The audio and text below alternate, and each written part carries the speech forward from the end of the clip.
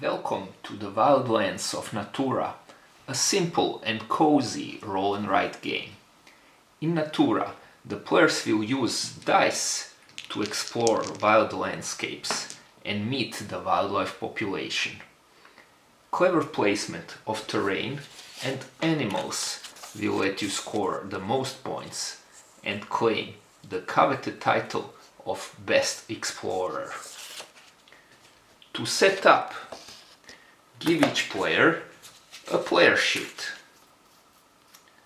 a black felt tip pen, and a player aid.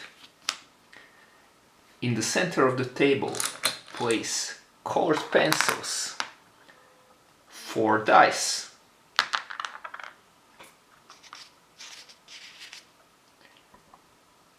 one terrain goal,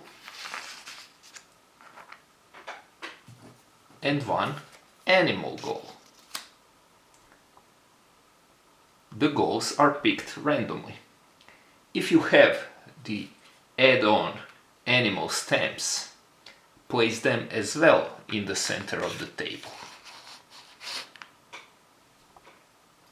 And with that, we're ready to play Natura. All players will play simultaneously, but each turn one player will be the leader. The player who was last to go into nature will be the first one to be the leader. The leader rolls the 4 dice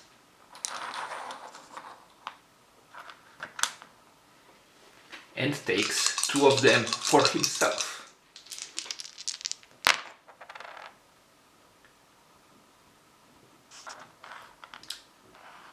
So the leader picks 2 dice. Each player will use 1 die as terrain and the other die as an animal. The leader uses the 2 dice they placed on their player sheet, while all other players use the 2 dice that remained in the pool. Now, all players write down the values of the dice they will use. 1 will be used for terrain and 5 will be used for the animal. There are 6 different terrains in the game, corresponding to dice values 1 to 6. 1 is the meadow, represented by yellow color. 2 is the river, represented by blue color. 3 is the grasslands, represented by light green. 4 is the woods, represented by dark green. 5 is the highlands, represented by brown. And finally, 6 is the mountain, represented by gray. To add a terrain to your landscape, take a colored pencil of the corresponding color and color a blank hex on your player sheet.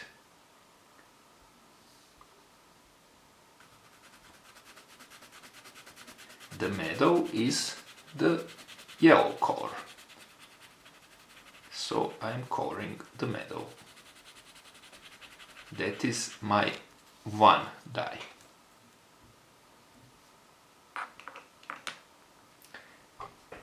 In the game, we also have 6 different animals, and they also correspond to the dice values 1 to 6. 1 is the little bee. 2 is the slippery trout. 3 is the mighty bison. 4 is the strong wolf. 5 is the big bear. And finally, 6 is the majestic eagle. To add an animal to your landscape, draw its symbol on an unoccupied terrain hex of the corresponding value. For example, I have value 5 and I want to draw a bear. So I just write just draw this bear here. But if you have the animal stamps, you could instead use the stamp and not have to draw. Let's try the stamps.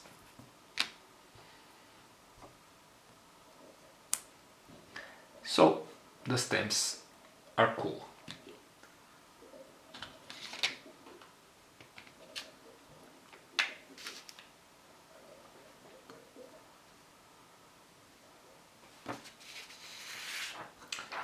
After all the players are done with their turn, the leader returns the dice from their sheet to the pool,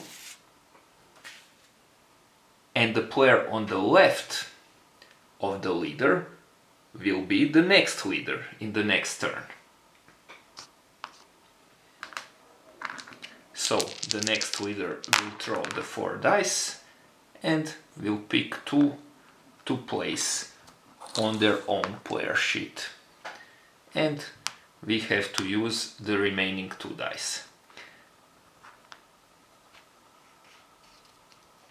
But the players are not simply at the mercy of the dice. They can use different animal powers to modify the rolled values. So as we see on the player 8, a bee could be used to increase or decrease the value of a die by 1. For example, if I have gained a bee on this or a previous turn, let's say my map looks like this, I'm in the middle of the game, I could increase this 1 into a 2, or I could increase this 2 into a 3. So I want to use 1 for terrain. I mark it here, add another terrain,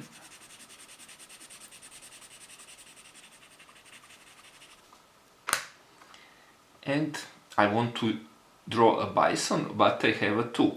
So now I use the bee's power to turn this 2 into a 3, but I do that only for myself. If the third player is using these dice in the middle of the table, he will still have 1 and 2. So I must cross out this bee because I used it. And now I can draw a bison.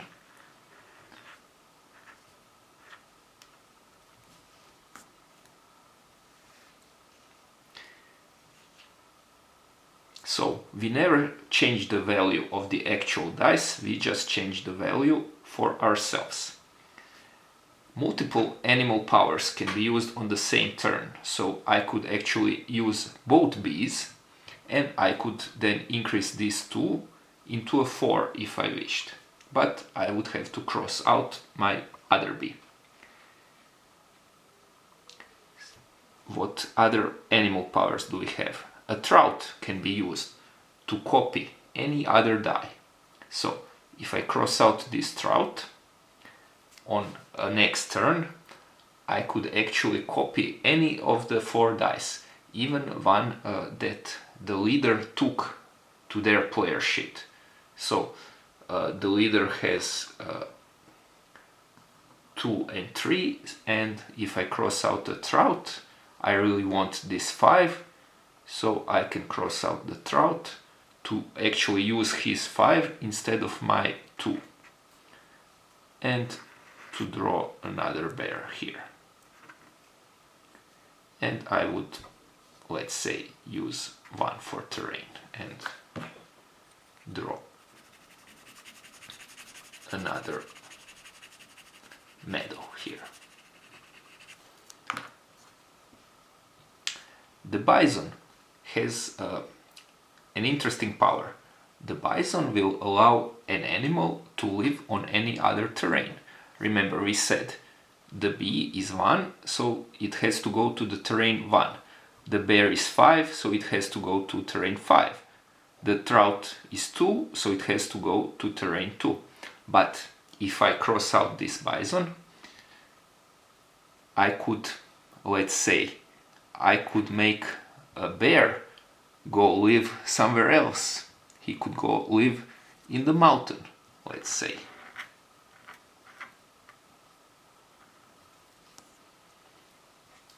So I'm still using a dice that I had. Let's say that I had a 5. But instead of drawing the bear on a highlands terrain, which I don't have, I draw him on mountain by crossing the bison. Then we have the wolf. Wolf is really powerful. Wolf can change the value of my available dice, of one of my available dice, to any other value. So if I cross out the wolf, I can, for example, if I had these 2 and 5, I could, for one of them, I could use any number. So let's say 2, and instead of this 5, I want to make it into a 4. Let's say into a 4. So I crossed out a wolf to gain another wolf. Not very smart play, but that's what wolf can do for you. With the bear, I can also use an interesting power. If I cross out a bear, I can copy a terrain. So instead of using this 2 for this terrain, I could copy another terrain. Let's say I cross out this bear and I don't want to add another meadow, I don't want to use these 2 for terrain, so I will copy some terrain, but I can copy an adjacent terrain, so I will copy these woods to this terrain.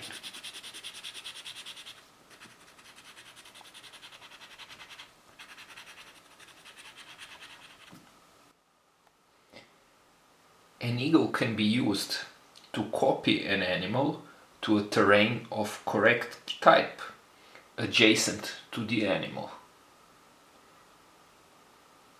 So I could cross out this eagle to copy this bee on this terrain. And I would do that instead of using a die for an animal. During the game, the players will seek to fulfill the public goals. We have an animal goal and a terrain goal. Animal goals ask you to have a certain number of animals in your landscape. In this case, this goal asks us to have 4 trouts by the end of the game.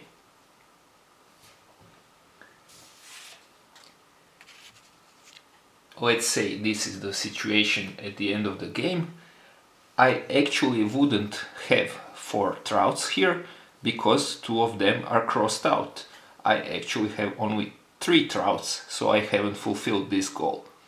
But I have the terrain goal. So the terrain goals ask you to have a pattern of terrains in a specific shape, and they can be rotated. So as you see, I actually have this pattern here. So it doesn't matter that this pattern is touching other hexes of the same color. It's just important that I have these hexes in this particular pattern, in this particular shape. So I do have this terrain goal. And the game ends actually when the last hex is filled. In this case, this has happened, so we would proceed to scoring.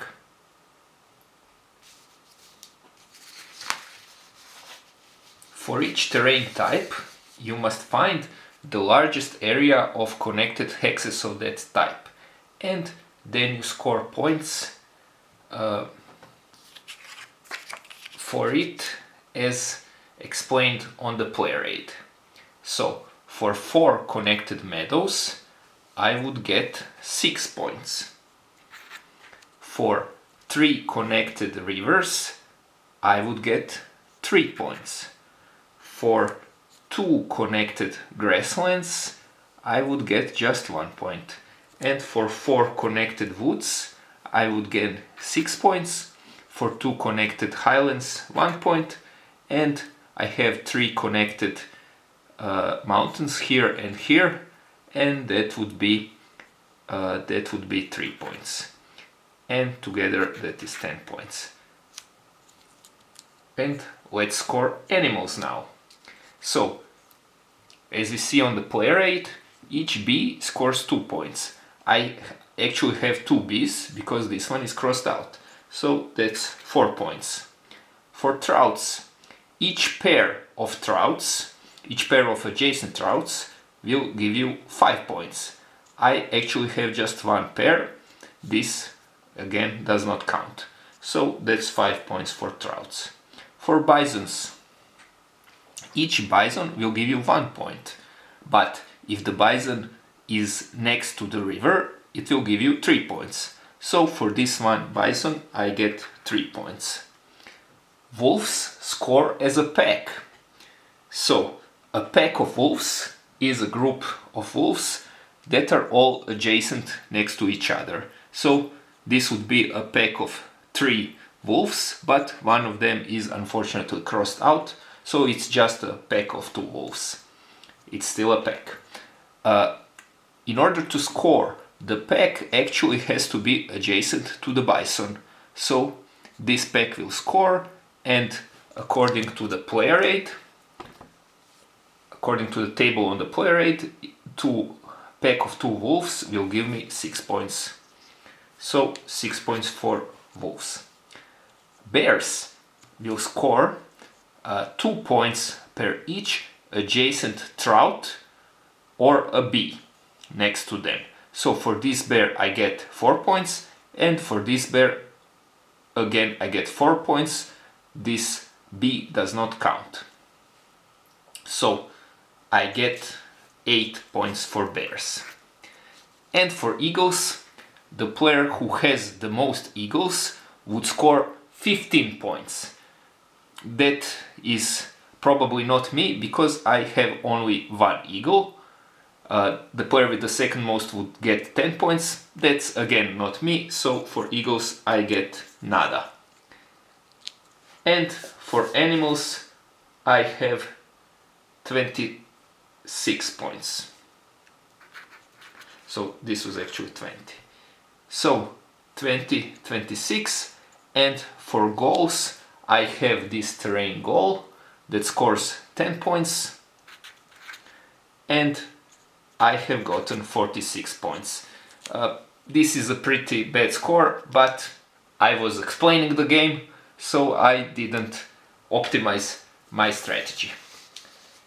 So, this is how you play Natura. Thank you for watching the video, and see you on Designer Camp. Bye.